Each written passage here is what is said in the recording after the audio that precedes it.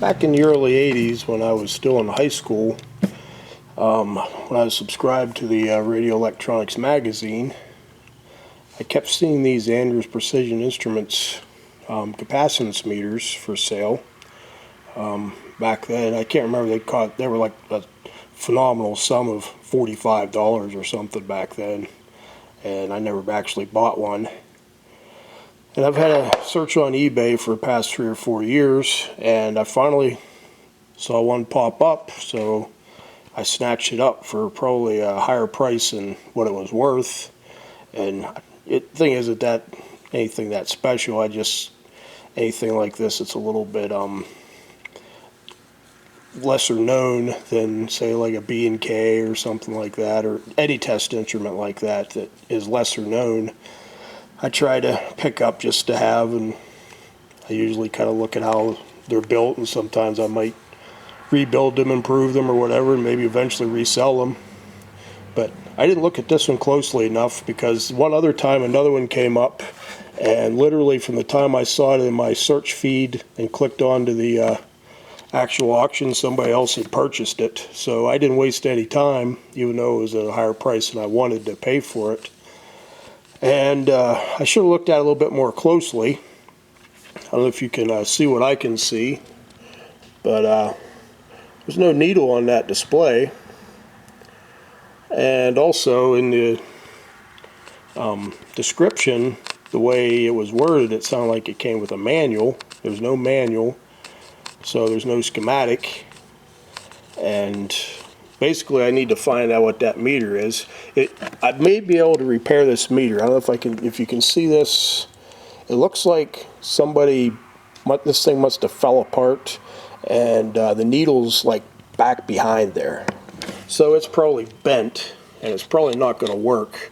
But I'm going to try and cut the back apart here and repair it. You can see where somebody glued the back with probably super glue or something like that. It's hard to get in the bottom, but they did the same thing in the bottom. So I'm going to try and cut that with my X-Acto knife and get this thing apart. And I'm not sure if I'll be able to make this meter work or not. If I knew what it was actually calibrated to, what the meter was, whether it's, say, like a 50 microamp meter or 100 microamp or a 1 milliamp or whatever, then I could purchase one in this same form factor and easily have a meter that would work.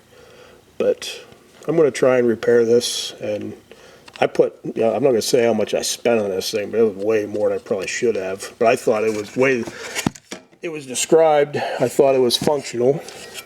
Here's a wire broke off, which isn't that big of a deal. I don't think. It looks like it's going to go right there. And also, luckily, these are not modern Duracells. Otherwise, they'd have leaked and probably destroyed the whole inside of that, since they're Chinese garbage. These are good old made in the USA, PR Mallory Company Duracells, back when Duracell batteries were actually pretty decent, probably from imagine the late 80s, early 90s. So even though these things are completely dead, they measure like 0.6 volts. They didn't leak everywhere, so that's a plus. Battery holder is still reasonable, not damaged or anything, and it didn't eat through the circuit board like a modern Mallory or Duracell would have. They're not even Mallory anymore. So I guess I'm a little bit irritated with myself for jumping right in on this. I should have probably contacted the seller if I'd have known this and said, hey, you didn't have a dial on the scale, knock some money off of this thing and I'll buy it. But I'm going to make an attempt to fix it, and I'll get back with you here a day or two and see if it worked. Well, I broke that loose pretty easily, actually, with my X-Acto knife. Pulled it off there. You could see what the idiot did. Whoever, I don't know if it was the seller or if the seller just bought this at an estate or what. I assume this back half came apart at some point, and they just put this frickin' scale plate over top of the dial. Now I'm going to try and pull it. I'm going to shut the camera off and do this with both hands. I'm going to try and very carefully get that back where it belongs, and hopefully I'm lucky enough that it didn't bend things badly enough that I can actually have a usable meter out of this. But I don't know, it's amazing what stupid stuff you see people do. I mean, some people shouldn't even touch anything like this. But I'll be back. Well, sure enough, there it is. Bent all to heck. It's not zeroed correctly anymore, probably because it's bent so bad. So I'm going to very carefully try to straighten this out and plug it back into the hole and see if I can get something halfway accurate out of it.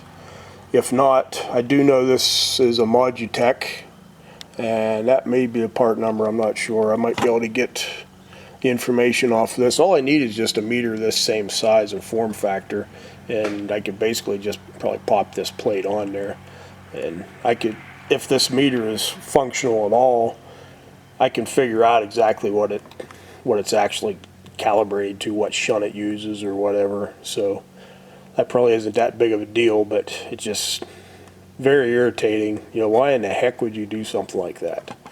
I mean, you didn't notice that? Come on. Hey, I may actually be able to get this thing to work.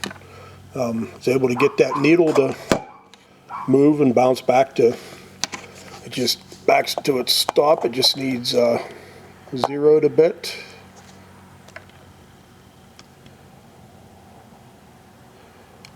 I'm looking at this through the camera lens, so it may not be perfectly zeroed, but at least I know I'm capable of making a perfect zero if I need to. I'm going to have to resolder that wire and fire up my soldering iron there.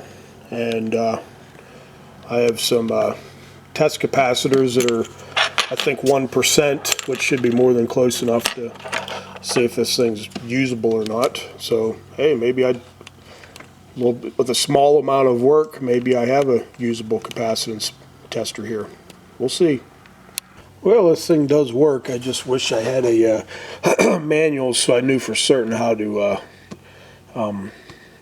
actually set this thing up. I've got a brand new Panasonic FR capacitor there that's rated for 47 microfarads. I'm in the microfarad scale, and you hit the button and it slowly charges up.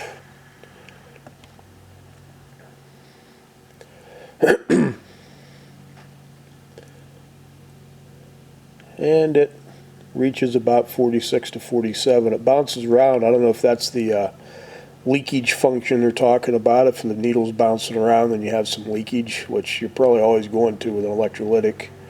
But you see it bounces around between 47, 48, somewhere in that area. Now, in order to get that accurate, I had to use this null button, and what I did was I took this calibration capacitor that I have, which is accurate within plus or minus 0.005 microfarads, and I connected it up. It's an 820 nanofarad capacitor. So I connected it up, dropped down to nanofarad dash 10 times 10, and basically brought this up until it quit climbing, and it takes a little while with it. And once it stopped climbing, I used this null button or dial to bring that up to 820. Then once I did that, then it seems like in all ranges it's accurate. I don't know if that's the correct way to use this thing or not, though. I know back inside here there is a small potentiometer that adjusts something. I'm not 100% certain as to what. And also, once you do have that null adjustment to where it's accurate, your zero is off. And if I adjust it to where the zero is on, then we're off by that much. So, I'd really like to find a manual for this thing. I thought that I was getting a manual with this, but apparently I wasn't. So if anybody does have a manual for this, let me know. I'd like to man, I had all kinds of trouble here with the camera. Got all kinds of crap going on in the background here. But if anybody has a manual for this, I'd really like to have a scan for it. If you can hear me over the dogs and the diesel truck driving past. Anyways, tomorrow I'm going to clean this thing up. I'm going to pull that back apart. I guess you can't probably see it through the camera, but there's dirt back behind there. I want to clean that all out nicely and then put that on there and maybe put a couple dabs of silicone instead of silicone sealer or something like that. Something that's a little bit more flexible and easier to cut apart if I have to rather than super glue. And I don't know, it might work. But if anybody happens to have a manual for this thing, I'd really like to have it, and so I can get the adjustments correct and whatever else. And I guess that's all.